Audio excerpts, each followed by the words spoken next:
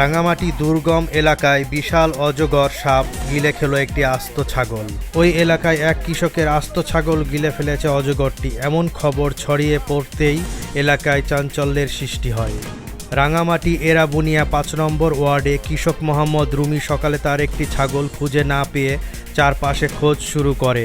কিছুক্ষণ পর তিনি জঙ্গলের ভিতরে দেখতে পান একটি বিশাল আকৃতির অজগর সাপ। সাপটির পেট ফোলা দেখে বুঝতে আর বাকি থাকে না সেই কৃষকের। এ ধরনের ঘটনা এর আগে কখনো চোখে পড়েনি বলে জানিয়েছেন এলাকাবাসী। আমার জীবনে আমি দেখি না।